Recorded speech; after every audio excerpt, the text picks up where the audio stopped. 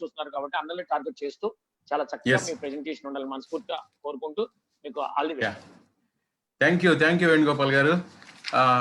First of all మొదటగా నాకు ఈ ద్రోణ సర్టిఫైడ్ ట్రైనర్స్ తో పాటుగా నాకు కూడా ఈ lockdown impact of lockdown and financial statements అనే టాపిక్ డీల్ చేయమని అవకాశం ఇచ్చినటువంటి ఇంటర్నేషనల్ ప్రెసిడెంట్ వేణుగోపాల్ గారికి, అంతేకాకుండా మన చైర్మన్ ట్రైనింగ్ అయితా రాములు గారికి, మరి గంపా నాగేశ్వరరావు గారికి ఆయన కోఆర్డినేట్ చేస్తున్నారు, అలాగే మోడరేటర్ గా వ్యవహరిస్తున్నటువంటి సత్యనారాయణ గారికి, అలా కిరణ్ గారికి, వీరందరూ కూడా నా తరఫున ప్రత్యేకంగా ధన్యవాదాలు తెలియజేస్తున్నాను.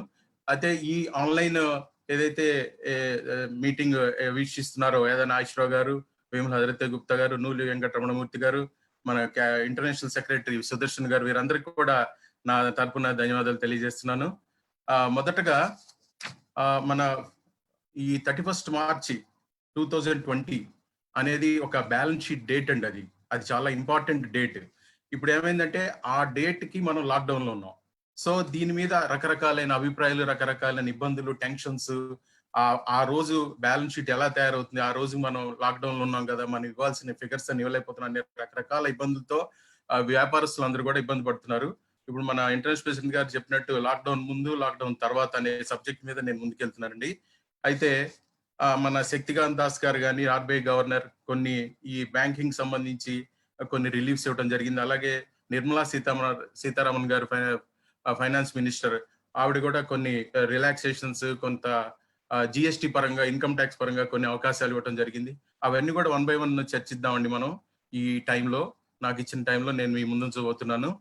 అదే రకంగా ఇప్పుడు ఫస్ట్ పాయింట్ ఏంటంటే, అందరూ కూడా ఈ ఫైనాన్షియల్ ఇయర్ 12 నెలలు కాదు, 15 నెలలు, 30th June 2020తో ఎండ్ అవుతుంది అనే రాంగ్ నోషన్ లో చాలా వాట్సాప్ మెసేజెస్ వచ్చినాయండి. అది అంతా కూడా కరెక్ట్ కాదండి. ఆల్రెడీ 31st March 2020కి ఇయర్ ఎండ్ అయిపోయింది. సో 12 months అనేది ఎండ్ అయిపోయింది. ఫైనాన్షియల్ ఇయర్ 1920 అనేది ఎండ్ అయిపోయింది అనేది గుర్తుంచుకోవాలి మనం. ఏదైతే జూన్ 2020 అంటున్నారో వాటికి సంబంధించిన క్లారిటీ మీకు ఇవ్వదలుచుకున్నాను.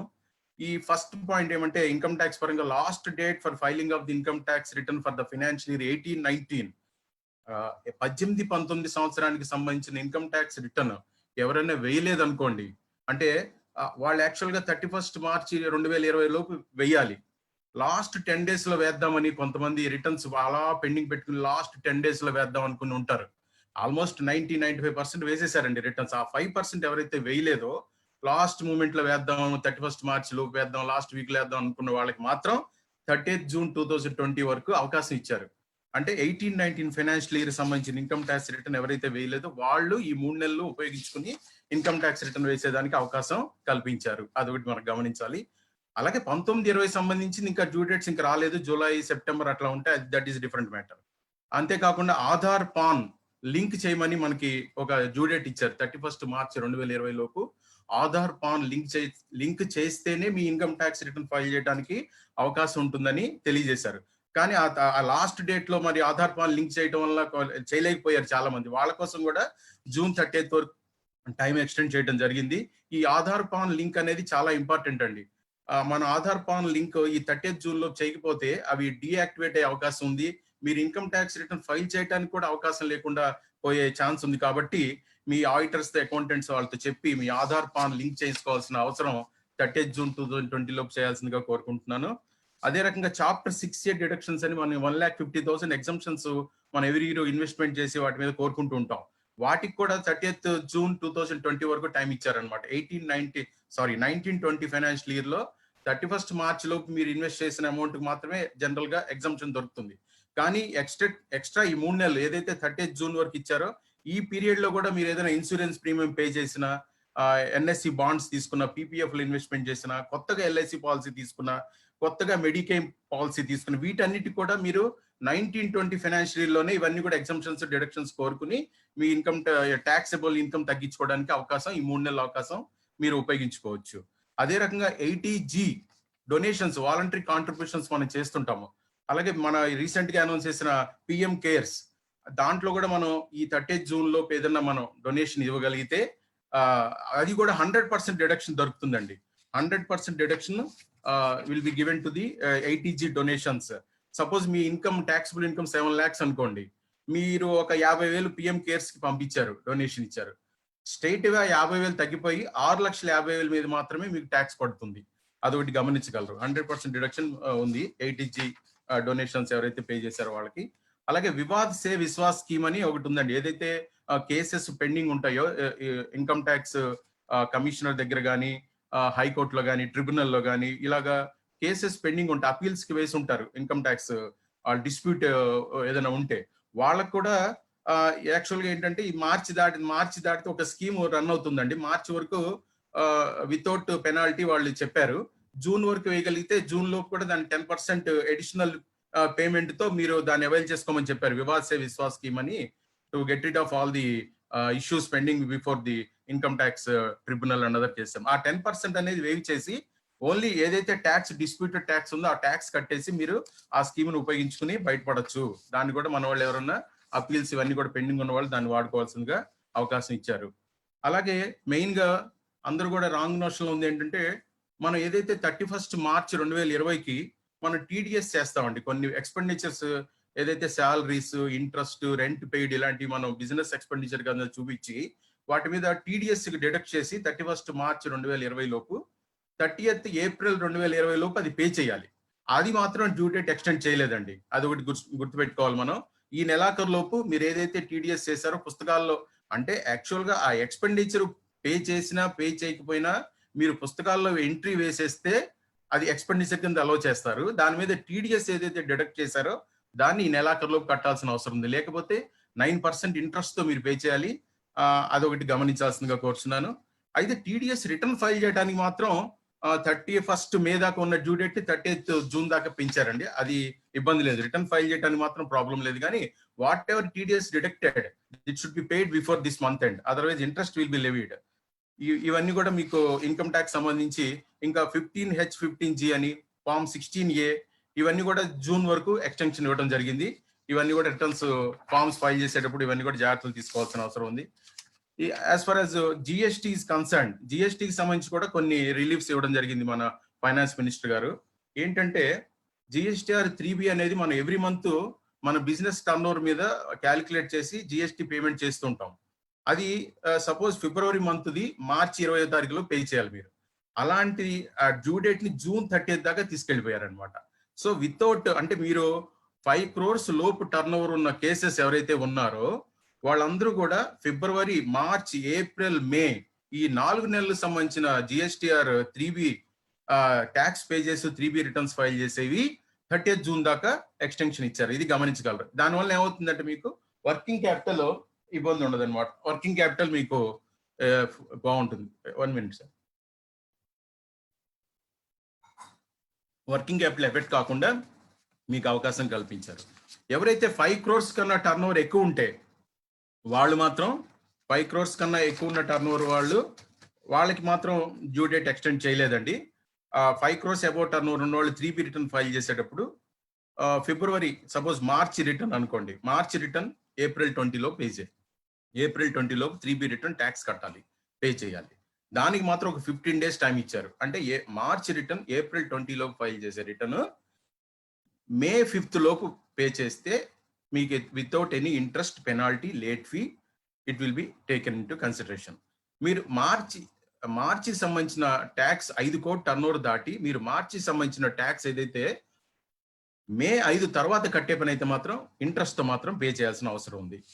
ఆ 5 crores అనేది క్రైటీరియా మనం గుర్తుపెట్టుకోవాలి. 5 crore లోపు టర్న్ ఓవర్ మాత్రం అవకాశం ఇచ్చారు. 5 crore కన్నా టర్న్ ఓవర్ ఎక్కువ ఉన్న వాళ్ళు మాత్రం ఛాన్స్ లేదు, వాళ్ళు డ్యూ డేట్ లోపు ట్యాక్స్ కట్టాల్సిందే. అలాగే ఈ కాంపోజిషన్ డీలర్ ఎవరైతే రెగ్యులర్ డీలర్ గా ఉండి 1920 ఫైనాన్షియల్ ఇయర్ లో రెగ్యులర్ డీలర్ గా ఉండి 2021 ఫైనాన్షియల్ ఇయర్ కి కాంపోజిషన్ డీలర్ గా కన్వర్ట్ అవ్వాలని అనుకుంటుంటారు. ఎందుకంటే వాళ్ళ టర్న్ ఓవర్ 1 crore లోపు, 1.5 crore లోపు ఉన్న వాళ్ళు రెగ్యులర్ డీలర్ కన్నా కాంపోజిషన్ డీలర్ అయితే బాగుంటుంది, ఆ 1% ట్యాక్స్ కట్టేస్తే సరిపోతుంది, ఈ బుక్స్ ఇవన్నీ రికార్డ్స్ మెయింటైన్ చేయాల్సిన అవసరం లేదు, ఓన్లీ సేల్స్ ఆ డేటా తీసుకుని దాని మీద 1% ట్యాక్స్ కడితే సరిపోతుంది. చాలా మంది కాంపోజిషన్ డీలర్ గా కన్వర్ట్ అవుతుంటారండి. వాళ్ళకు కూడా 2021 ఫైనాన్షియల్ ఇయర్ కి మీరు కన్వర్ట్ అవ్వాలి అనుకుంటే 31 మార్చ్ లో మీరు ఆ ఆప్షన్ ఎక్సైజ్ చేసుకోవాలి. దాన్ని కూడా 30th జూన్ దాకా అవకాశం ఇచ్చారు. ఆప్షన్ ఎక్సైజ్ చేసుకునే అవకాశం 30th జూన్ వరకు ఇచ్చారు. సో ఎవరైతే కాంపోజిషన్ డీలర్ కన్వర్ట్ అవ్వాలనుకుంటున్నారో వాళ్ళు 30th జూన్ వరకు అవకాశం తీసుకుని దాన్ని కన్వర్ట్ అవ్వడానికి, ఆప్షన్ ఎక్సైజ్ చేసుకోవడానికి అవకాశం ఉందండి ఆ జిఎస్టి పరంగా. అలాగే జిఎస్టి యాన్యువల్ రిటర్న్స్ అనేది 9(9)C మనం ఫైనాన్షియల్ ఇయర్ 18-19 సంబంధించిన audit, GST audit annual return అంటాం దాన్ని, 9 and 9C. ఇవి యాక్చువల్ గా 31st March 2020 is the due date ఆ యాన్యువల్ రిటర్న్ ఫైల్ చేయడానికి. దాన్ని కూడా మీకు 30th జూన్ వరకు అవకాశం ఇచ్చారు. ఆ 30th latest due date is 30th June 2020 to file the annual return for the financial year 18-19. ఇవన్నీ కూడా జిఎస్టికి సంబంధించిన ఇష్యూస్ అండి. అంతేకాకుండా ఈ ఫైనాన్షియల్ సర్వీసెస్ సంబంధించి మన ఆర్బీఐ గవర్నర్ గారు కొన్ని రిలీఫ్స్ ఇచ్చారు. ఏదైనా మనం ఒక బ్యాంక్ ఏటీఎం ఉంది మన దగ్గర కార్డు, వేరే బ్యాంకుకి వెళ్ళి మనం చార్జెస్ ఏటీఎం యూజ్ చేసుకుంటే చార్జెస్ పడేవి. సో ఇప్పుడు ఎనీ బ్యాంక్ ఏటీఎం కార్డు ఏ బ్యాంక్ ఏటీఎం లోనన్నా మీరు డ్రా చేసుకోవచ్చు. No charges will be levied. Any withdrawal మీద charges will not be levied. అదొకటి అప్ టు 30th జూన్ అవకాశం ఇచ్చారు. నో మినిమం బ్యాలెన్స్, అంటే మినిమం బ్యాలెన్స్ మనం మెయింటైన్ చేయకపోతే సేవింగ్స్ అకౌంట్స్ లో చార్జెస్ వేస్తూ ఉంటారు జనరల్ గా. ఒకళ్ళు 5,000 అంటారు, ఒకళ్ళు 10,000 అంటారు. సేవింగ్స్ అకౌంట్ లో మినిమం బ్యాలెన్స్ మెయింటైన్ చేయమంటారు. ఆ మినిమం బ్యాలెన్స్ మనం మెయింటైన్ చేయకపోతే మన ఏదైతే బ్యాలెన్స్ ఉందో, సపోజ్ 5,000 అనుకోండి, 4,500 మెయింటైన్ చేస్తున్నాం మనం, వాళ్ళు minimum non maintenance of minimum balance charges 500 అలా డిడక్ట్ చేసేస్తారు ఎవ్రీ మంత్. కొన్నాళ్ళకి అసలు మన బ్యాలెన్సే ఉండదు. అలాంటి పరిస్థితుల నుంచి మనకి 30th జూన్ వరకు no minimum balance charges will be levied. అదొక అవకాశం ఇచ్చారు ఆయన. అంటే మనం వితౌట్ జీరో బ్యాలెన్స్ తో కూడా మన అకౌంట్ మెయింటైన్ చేసుకోవచ్చు. అలాగే reduction in charges of digital transactions, మన ఆర్టీజీఎస్, నెఫ్ట్ ద్వారా అనేక రకాలైన పేమెంట్స్ చేస్తుంటాము, డిజిటల్ పేమెంట్స్, వాటన్నిటి కూడా చార్జెస్ వేస్తుంటారు. దాన్ని కూడా చాలా మటుకు రిడక్షన్ ఇచ్చారనమాట. అవి కూడా మనం గుర్తుపెట్టుకోవాల్సిన అవసరం ఉంది. అలాగే ఈ మారటోరియం సంబంధించి చాలా డౌట్స్ ఉన్నాయండి అందరికి కూడాను. ఈ మారటోరియం 3 months టర్మ్ లోన్స్ మీద 3 months మారటోరియం అవకాశం కల్పించారు. అంటే ఏంటి, మీరు మార్చి, ఏప్రిల్, మే ఈ 3 నెలలకు సంబంధించిన ఏదైతే టర్మ్ లోన్స్ మీద మీరు రీపే చేయాలో దాన్ని పోస్ట్ పోన్ చేశారు. అంటే ఇదేమి రద్దు చేయలేదండి. మీరు మనం ఆలోచించాల్సిందే, చాలా మంది ఈ 3 నెలలు ఈఎంఐ కట్టక్కర్లేదు అనుకుంటున్నారు. కాదండి, కట్టాలి. ఎప్పుడు కట్టాలి? మీరు ఏదైతే లోన్ ఎక్స్పైరీ డేట్ ఉందో, సపోజ్ ఒక 15 సంవత్సరాల తర్వాత మీరు లోన్ ఎక్స్పైరీ డేట్, అక్కడి నుంచి ఈ 3 నెలల్లో మీరు ఏదైతే ఈఎంఐ మీరు మొరటోరియం అవైల్ చేసుకున్నారో, సపోజ్ మీరు నెల 50,000 కట్టాలి. 3 నెలలకి మొరటోరియం అవైల్ చేసుకున్నారు, 1,50,000 మీరు పే చేయలేదు ఈ లాక్డౌన్ పీరియడ్ లో.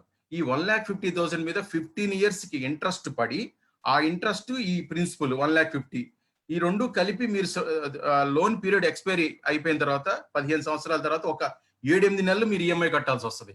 అంటే ఈ 15 సంవత్సరాలు కూడా ఈ 1,50,000 మీద ఇంట్రెస్ట్ తో పాటు మీరు అప్పుడు ఈఎంఐ కట్టాలి. అది మీరు గమనించాల్సిన అవసరం ఉంది. చాలా బర్డన్ అవుతుందండి అది. ఎవరైతే అవకాశం ఉంటే మాత్రం ఈఎంఐలు మాత్రం ఆ ఆప్షన్ అవైల్ చేసుకోకుండా పే చేయటమే కరెక్ట్ అనేది నా అభిప్రాయం. ఏదైనా సీరియస్ ఇబ్బంది ఉండి, ఫైనాన్షియల్ డిఫికల్టీ ఉంటే they can avail the moratorium and they can pay it. అలాగే వర్కింగ్ క్యాపిటల్ మీద కూడా మీకు ఆ మొరటోరియం ఇచ్చారు. వర్కింగ్ క్యాపిటల్ మీద ఇంట్రెస్ట్ పేమెంట్ ఏదైతే మనం ఎవ్రీ మంత్, సపోజ్ 1,00,000 రూపాయలు వర్కింగ్ క్యాపిటల్ ఉంది మనకి, దాని మీద ఎవ్రీ మంత్ ఒక 1,00,000 రూపాయల మీద అంటే ఒక 10,000 అంతా ఇంట్రెస్ట్ పే చేస్తుంటాం. దాన్ని ఒక 3 నెలలు ఎక్స్టెండ్ చేసి ఈ లాక్డౌన్ 3 months అయిపోయిన తర్వాత జూన్ లో అప్పుడు ఈ ఇంట్రెస్ట్ అంతా పే చేసే అవకాశం కల్పించారు. అది ఇవన్నీ కూడా ఇన్కమ్ ట్యాక్స్, జిఎస్టికి సంబంధించిన మనకి ఇచ్చిన రిలీఫ్స్ అండి. అయితే ఇప్పుడు మెయిన్ గా ఈ టాపిక్ వస్తా నేను. ఏంటంటే tips to close your books of account for the financial year 1920. అంటే నేను చెప్పిన ఈ టిప్స్ అన్ని మీరు ఫాలో అయితే మీ ట్యాక్స్ ప్లానింగ్ కానీ బుక్స్ క్లోజ్ చేసేటప్పుడు సంబంధించి చాలా ఉపయోగాలు ఉంటాయండి. ఇవన్నీ కూడా మీరు అవసరమైతే నోట్ చేసుకోవచ్చు. ఇక్కడ ఏమైందంటే ప్రాబ్లం ఏమైందంటే, జనరల్ గా మనం సపోజ్ ఈ లాక్డౌన్ అనేది, ఈ కర్ఫ్యూ అనేది డ్యూరింగ్ ది ఇయర్, అంటే జూలైలో, ఆగస్టులో, సెప్టెంబర్లో అలా వచ్చింది అనుకోండి, ఆ ఇబ్బందులన్నీ కూడా మనం 31st మార్చ్కి రికన్సైల్ చేసుకుని ముందుకెళ్తాం. కానీ ఆ 31st మార్చే మనం లాక్డౌన్ లో ఉన్నాం, కర్ఫ్యూలో ఉన్నాం, బుక్స్ యాక్సెస్ చేసుకోలేని పరిస్థితిలో ఉన్నాం. కాబట్టి కొంచెం పెక్యులర్ గా ఉంది ఇది ఈ సిచ్యువేషన్. లాక్డౌన్ అనేది లాస్ట్ ఫైనాన్షియల్ ఇయర్ లో మొదలయ్యి ఈ ఫైనాన్షియల్ ఇయర్ లో 2021 ఫైనాన్షియల్ ఇయర్ లో క్లోజ్ అవబోతోంది. అంటే మరి ఎన్ని జాగ్రత్తలు తీసుకోవాలో చూడండి. దానికి సంబంధించి ఒక 5-6 టిప్స్ మీకు వివరించదలుచుకున్నాను. First of all valuation of closing stock. General గా ఏంటంటే ట్రేడింగ్ అకౌంట్ లో మనం క్లోజింగ్ స్టాక్ వాల్యూ మనం అరైవ్ అవ్వాలి. ఏది 31st మార్చికి ఎంత క్లోజింగ్ స్టాక్ ఉంది అనేది. మనం ఇప్పుడేమో ఆ స్టాక్ వాల్యూ చేయలేని పరిస్థితిలో ఉన్నాం.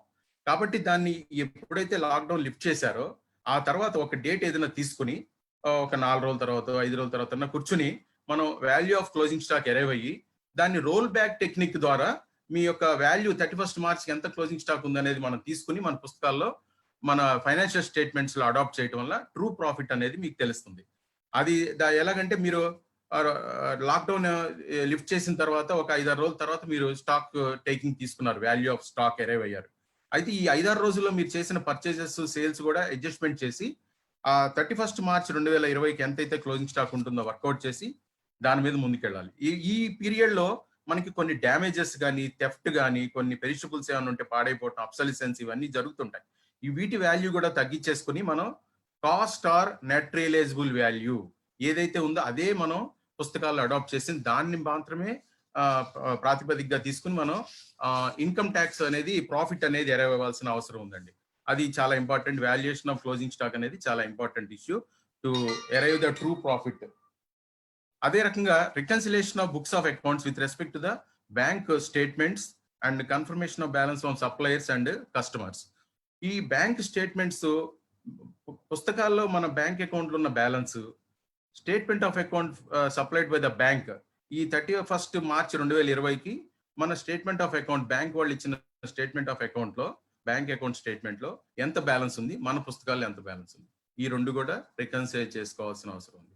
కొన్ని మనకి తెలియకుండానే బ్యాంక్ లో పేమెంట్స్ అయిపోతుంటాయి, మనకి తెలియకుండానే కొన్ని క్రెడిట్స్ పడుతూ ఉంటాయి, ఇన్కమ్స్ వస్తూ ఉంటాయి. అవన్నీ కూడా 31st మార్చికి మీరు పుస్తకాల్లో ఎంట్రీలు వేసుకుని దాన్ని బ్యాలెన్స్ రికన్సిలేషన్ చేసుకోవాలి. అదే రకంగా కస్టమర్స్ అంటే మన సప్లయర్స్ ఎవరైతే ఉన్నారో, మనకి సప్లయర్స్ మనం ఏదైనా పర్చేజ్ రిటర్న్స్ వేసాం, మనం దానికి వాళ్ళు క్రెడిట్ నోట్ ఇష్యూ చేసి ఉంటారు, అవి మన పుస్తకాల్లో రాసుకోము, బ్యాలెన్స్ డిఫరెన్స్ వస్తాయి. ఇవన్నీ కూడా క్రెడిట్ నోట్స్ అవన్నీ కూడా తీసుకుని లెక్కలోకి తీసుకుని సప్లయర్స్, మన కస్టమర్స్ ఉంటారు, మనం డిస్కౌంట్ ఇస్తాము, ఆ వాటికి సంబంధించి కూడా ఎంట్రీస్ వాళ్ళ చేత కూడా పుస్తకాల్లో వేయించి ఆ డెటార్స్, క్రెడిటార్స్ బ్యాలెన్స్ కన్ఫర్మేషన్స్ మనం తీసుకుంటే గానీ మనం ట్రూ ప్రాఫిట్ మన పుస్తకాల్లో అరైవ్ అవ్వడానికి అవకాశం ఉండదు. అంతేకాకుండా క్లోజింగ్ ఎంట్రీస్ మనం వేయాల్సిన అవసరం ఉందండి. 31st మార్చికి మనం యాక్చువల్ గా ఆ ఎక్స్పెండిచర్ ఇంకర్ అయినా ఇంకర్ అవ్వకపోయినా మర్కంటైల్ బేసిస్ లో 31st మార్చికి శాలరీస్ కానీ, ఇంట్రెస్ట్ పేమెంట్ కానీ, రెంట్ పేమెంట్ కానీ ఇవన్నీ కూడా బుక్ చేయాల్సిన అవసరం ఉందండి. పుస్తకాల్లో బుక్ చేసి దాని మీద ఏదైనా లిమిట్ దాటి, థ్రెషోల్డ్ లిమిట్ దాటి మనం ఎక్స్పెండిచర్ కనుక ఉంటే దాని మీద డిడక్ట్ చేసి ఇందాక అనుకున్నట్టుగా 30th ఏప్రిల్ లోపు గవర్నమెంట్ కి రెమిట్ చేస్తేనే ఆ ఎక్స్పెండిచర్ గా అలౌ చేస్తారు. లేదంటే దాన్ని యాడ్ బ్యాక్ చేసేసి దాని మీద కూడా మిమ్మల్ని ట్యాక్స్ కట్టమనే అవకాశం ఉంది. కాబట్టి అదొకటి జాగ్రత్తగా చూసుకోవాలండి. అలాగే 26 AS అని మనం చేసిన ట్రాన్సాక్షన్స్ డ్యూరింగ్ ది ఇయర్, మనం చేసిన ట్రాన్సాక్షన్స్ అన్ని కూడా 26 AS అని ఒక స్టేట్మెంట్ జనరేట్ అవుతుందండి. దాంట్లో అది ప్రింట్అవుట్ తీసుకుని మన పుస్తకాల్లో ఉన్న TDS కానీ, మన పుస్తకాల్లో ఉన్న TCS, అడ్వాన్స్ ట్యాక్స్ ఏవైతే కట్టామో మనం, ఏవైతే డిడక్షన్ అయినాయో ఇవన్నీ కూడా 26 AS తో కంపేర్ చేసుకుని దానికి సంబంధించిన ఎంట్రీస్ కూడా మన పుస్తకాల్లో వేసుకోవటం వలన మనం true profit, correct profit arrive అయ్యి దాని మీద కరెక్ట్ గా ట్యాక్స్ పడేదానికి, అరైవ్ అవడానికి కంపిటీషన్ వేసుకునే దానికి ఛాన్స్ ఉంది.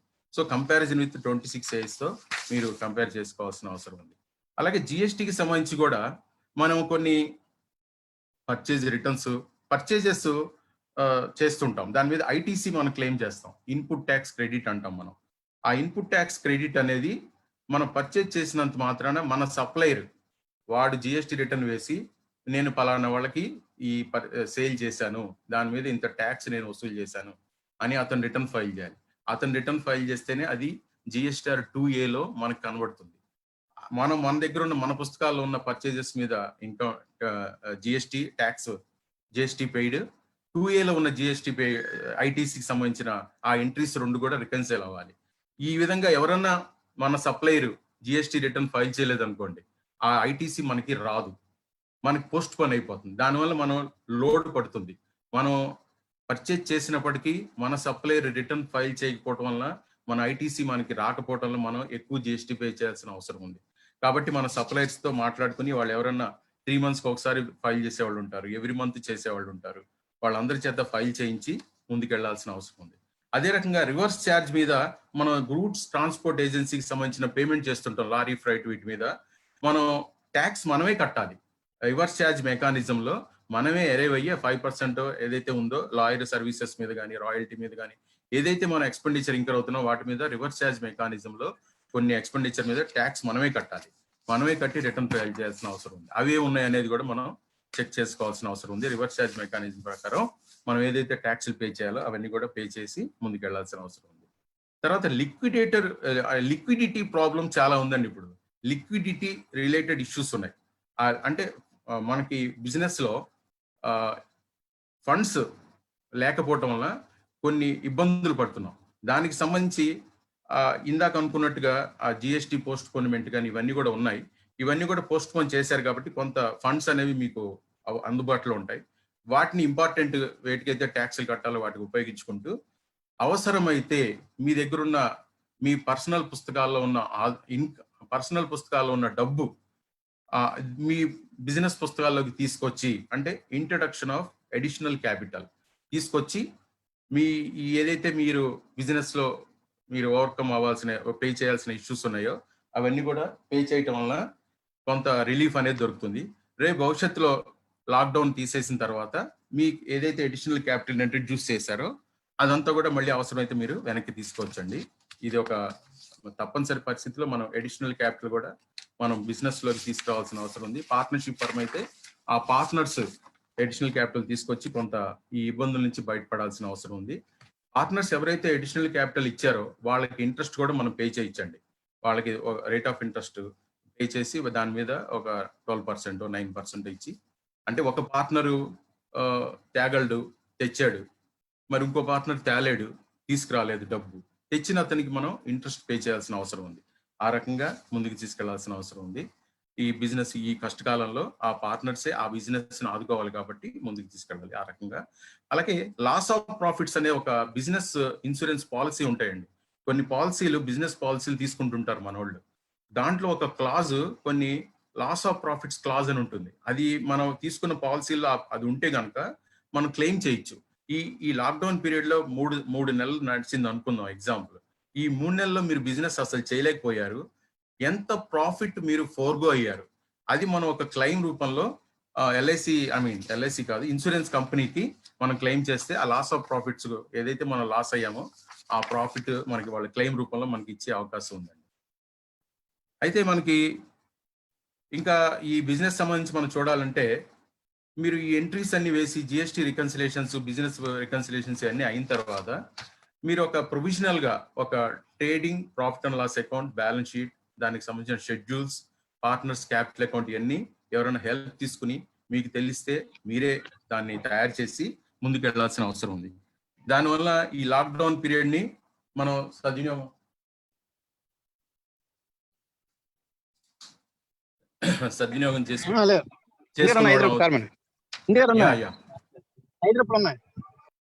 చూడండి, ఎవరో డిస్టర్బెన్స్ వస్తుంది, సద్వినియోగం చేసుకున్న వాళ్ళు అవుతామండి. అయితే నేను ఈ విషయం ఎందుకు చెప్తున్నానంటే, ఒక క్లయింట్ ఉన్నారండి నాకు. అతను ఆయన బుక్స్ ఆడిట్ అంతా ఆయనే చేసేసుకుంటారు. నా దగ్గరికి ఓన్లీ సర్టిఫికేషన్ కోసం వస్తారు. జస్ట్ ఆడిట్ రిపోర్ట్ సైన్ చేయించుకుని రిటర్న్ ఫైల్ చేయడం కోసం వస్తారు. ఎందుకు వచ్చింది ఆయనకి నాలెడ్జ్ అనేది ఒకసారి ఆలోచిస్తే నాకేం తెలిసిందంటే, ఆయనకి ఒక 10 years క్రితం ఇన్కమ్ ట్యాక్స్ రైడ్ జరిగిందండి. రైడ్ జరిగినప్పుడు ఆయన 65 రోజులు ప్రతిరోజు నా ఆఫీస్కి వచ్చి ఆ రైడ్కి సంబంధించిన రిప్లైస్ ఇచ్చేటప్పుడు అన్ని కూడా ఎక్స్ప్లెయిన్ చేసి నాకు ఇది ఎలా జరిగింది, అలా జరిగింది అన్నప్పుడు ఆయనకి రికన్సైల్ చేసుకుంటూ ఆ ఎంట్రీస్ అన్ని కూడా ఎక్స్ప్లెయిన్ చేసుకుంటూ ఆ రిప్లైస్ ఇవ్వటం వల్ల ఆ రైడ్ అనేది జరిగిన ఇబ్బంది అయినప్పుడు కూడా ఆ రిప్లైస్ ఇవ్వటం వల్ల ఆయన ఫైనల్ గా రిలీఫ్ వచ్చింది ఆయనకి. ఏదైతే జ్యువెలరీ వాళ్ళు సీజ్ చేశారో అదంతా కూడా ఈ మధ్యనే రిలీజ్ చేశారు, ఆయనకు వచ్చేసింది. అయితే ఇప్పుడు ఈ విషయం ఎందుకు చెప్తున్నానంటే, ఆ రైడ్ జరిగిన తర్వాత ఇప్పటి వరకు కూడా ఆయన పుస్తకాలు ఆయనే మెయింటైన్ చేసుకుంటున్నారు, ఆయనే రెడీ చేస్తారు, ఆయనే ఆడిట్ చేస్తారు. ఇంటర్నల్ ఆడిట్ అయిపోతుంది, వాళ్ళ పిల్లలు చేయించేస్తారు. ఓన్లీ ఫైలింగ్ కోసం నా దగ్గరికి వస్తారు, సంతకాల కోసం వస్తారు, సర్టిఫికేషన్ కోసం వస్తారు. ఆడిట్ రిపోర్ట్ రెడీ చేసి ఫైల్ చేయటమే నా పని. సో నేను అనేది ఏంటంటే ఈ 60 రోజులు మీ పుస్తకాల మీద మీరు ఫోకస్ పెట్టి భవిష్యత్తులో మీ పుస్తకాలు మీరే ఫైనలైజ్ చేసుకుని మీరే ఆడిట్ చేసుకుని మీ ఆడిటర్కి మీ అకౌంటెంట్కి కొంచెం వర్క్ తగ్గించి దీన్ని సద్వినియోగం చేసుకోవాలి. ఈ లాక్డౌన్ పీరియడ్ని మనం ఉపయోగించుకోవాలనేది నా కోరిక అండి. ఏదైనా కూడా మన పని జనరల్గా ఏంటంటే మనం చేసే పని వేరే వాళ్ళకి డెలిగేట్ చేస్తుంటాం. డెలిగేట్ చేసి ఈ చేసిన పని మంది కాదు అనుకుంటాం మనం. అందువల్ల వస్తున్నాయి తిప్పలన్నీ. ఆ డెలిగేట్ చేసిన పని మందే అనుకుని ఆ వర్క్ మనమే చేసుకోగలిగితే ఏ ఇబ్బంది ఉండదండి. సో ఆ డెలిగేట్ చేసినప్పుడు ఆ ప్రాపర్గా వాళ్ళు ఆ పర్సన్ దాన్ని అటెండ్ అవ్వలేకపోయినా, అది పోస్ట్ పోన్ అయిపోయినా బాధ్యత అల్టిమేట్గా మనమే రెస్పాన్సిబుల్. కాబట్టి తెలియని విషయాలన్నీ కూడా తెలుసుకుని ముందుకెళ్లాల్సిన అవసరం ఉంది. ఈ విషయాలు కూడా మీకు తెలియజేస్తున్నానండి. ఈ లాక్డౌన్ ని మనం జాగ్రత్తగా ఉపయోగించుకుని ముందుకు తీసుకెళ్లాల్సిన అవసరం. నేను కూడా ఎన్నో విషయాలు తెలియనివి ఇంట్లో ఉన్నాను కాబట్టి నెల రోజుల నుంచి మేడంతో పాటు ఉండి ఏ కూరలో ఎంత ఉప్పు వేయాలి అవన్నీ కూడా నేను తెలుసుకుంటున్నాను. అవి నాకు తెలియదు, అంతకుముందు తెలుసుకుంటున్నాను. అలాగే మీరు కూడా మీ పుస్తకాలు, బిజినెస్ పుస్తకాలు, తర్వాత సంబంధించిన ల్యాప్టాప్ ఏవైతే ఉన్నాయో కంప్యూటర్ రిలేటెడ్ అవన్నీ కూడా ఇంటికి తెప్పించుకుని మార్నింగ్ 6 to 9 ఆ టైంలో ఇంటికి తెప్పించుకుని ఎవరైనా హెల్ప్ తీసుకుని మీ ఎంట్రీస్ అన్ని మీరే దగ్గరుండి వేసుకుని ఆ ట్రూ ప్రాఫిట్ ఏదైతే ఉందో ఆ ఎంట్రీస్ అన్ని వేసి దానికి సంబంధించిన ట్రూ ప్రాఫిట్ అరైవ్ అయ్యి మీరు ట్యాక్స్ ఏదైతే ఫైనల్ గా మనం ట్యాక్స్ కట్టాలో ఆ ట్యాక్స్ కూడా ఇప్పుడు ఈ నెలలోనే కట్టేయచ్చు ఫర్ ద ఫైనాన్షియల్ ఇయర్ 1920. ఇప్పుడే కట్టేయటం వల్ల మీకు ఏమవుతుందంటే డ్యూ డేట్ మీకు అక్టోబర్ దాకా ఉండొచ్చు కాక, అక్టోబర్ దాకా ఉన్నా కూడా మీరు 31st మార్చికి క్రిస్టలైజ్ అయిపోయిన ఇన్కమ్ ట్యాక్స్ ఏదైతే ఉందో సెల్ఫ్ అసెస్మెంట్ ట్యాక్స్ రూపంలో 3 రకాల వడ్డీలతో కలిపి మీరు అక్టోబర్ లో పే చేస్తున్నారు. సపోజ్ మీరు 1 లక్ష రూపాయలు 1920కి సెల్ఫ్ అసెస్మెంట్ ట్యాక్స్ పే చేయాలనుకోండి, 234A, B, C 3 రకాల వడ్డీలు పడి ఆ 1,00,000 రూపాయలు 1,15,000, 1,12,000 అవుతుంది. మీరు అక్టోబర్ లో పే చేసేది 1,12,000 సుమారుగా పే చేయాలి. అలా కాకుండా ఇప్పుడే మనం అరైవ్ అయిపోయి క్రిస్టలైజ్ అయిపోతే మన ట్యాక్స్, ఇన్కమ్ ట్యాక్స్ ఎంత కట్టాలి, అన్ని ఎగ్జామ్షన్స్, టీటీఎస్లు, ఆ డిడక్షన్స్ అన్ని పోను, అడ్వాన్స్ ట్యాక్స్లు అన్ని పోను, ఫైనల్ గా ఎంత కట్టాలో తెలుసుకుని, ఎందుకంటే ఆ 1920 ఫైనాన్షియల్ ఇయర్ లో ఏదైనా ట్యాక్స్ పే చేశారు అంటే అడ్వాన్స్ ట్యాక్స్ రూపంలోనే పే చేస్తాం. కానీ ఎప్పుడైతే ఆ డేట్ ఎండ్ అయిపోయిందో, ఫైనాన్షియల్ ఇయర్ ఎండ్ అయ్యేది 31st మార్చ్ 2020 ఎండ్ అయిపోయింది. ఎండ్ అయిపోయిన తర్వాత నెక్స్ట్ 2021లో దాన్ని మీరు పే చేయాలంటే 1920కి సంబంధించిన ఇన్కమ్ ట్యాక్స్ ఏదైనా పే చేయాలంటే సెల్ఫ్ అసెస్మెంట్ ట్యాక్స్ రూపంలోనే పే చేయాలి. సో ఇప్పుడు మీరు ఆ అరైవ్ అయిపోయిన ట్యాక్స్ ఏదైతే ఉందో అది సెల్ఫ్ అసెస్మెంట్ రూపంలో పే చేయటం వలన మీకు ఇంట్రెస్ట్ చాలా సేవ్ అవుతుంది. 36%, 30% ఇంట్రెస్ట్ సేవ్ అవుతుంది. 234A, B, C అనేవి ఇంట్రెస్ట్ సేవ్ అవుతాయి. ఆ రకంగా ముందుకెళ్లాలని కోరుకుంటున్నాను. అంతేకాకుండా ఇంకా మీకు ఈ ఆస్పెక్ట్ మీద ఏదైనా డౌట్స్, క్వశ్చన్స్ ఏమైనా ఉన్నా కూడా మీరు మన అవకాశం ఇస్తే మోడరేటర్ నేను ఆన్సర్ చేయడానికి రెడీగా ఉన్నాను. Thank you once again. Thank you very much.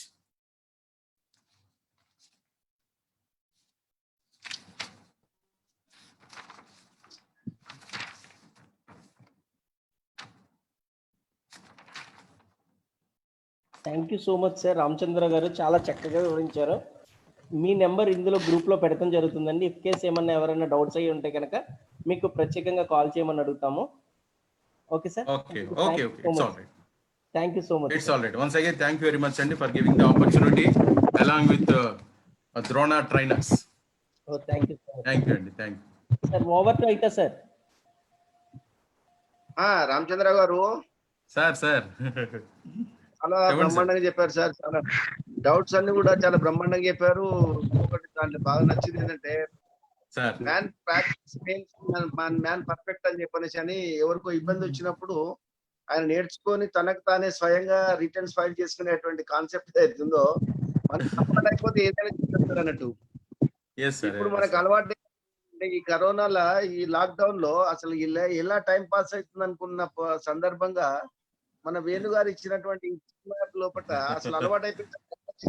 మాకు 11 to 12, 5 to 6 ఇవన్నీ టైమింగ్స్ రాగానే ఒకవేళ క్లాస్ లేకపోతే ఎట్లా బోర్ అయిపోతాం అన్నట్టు అలవాటు అయిపోయింది అన్నట్టు. మనిషి అలవాటు అయిపోతే దేనికైనా కూడా ఏదైనా కూడా సాధించవచ్చు అని. అంటే మీరు మీ యొక్క లాంగ్వేజ్ లోపల అంటే మీ యొక్క లైఫ్ ఇంకోటి మీరు ఒకటి చెప్పారు సార్. ఇప్పుడు 3 months ఏదన్నా అయితే ఈఎంఐ కట్టాల్సి ఉంటే 15 సంవత్సరాలు పెడితే 15 సంవత్సరాల తర్వాత 15 సంవత్సరాలకు ఇంట్రెస్ట్ కట్టాలని చెప్పారు.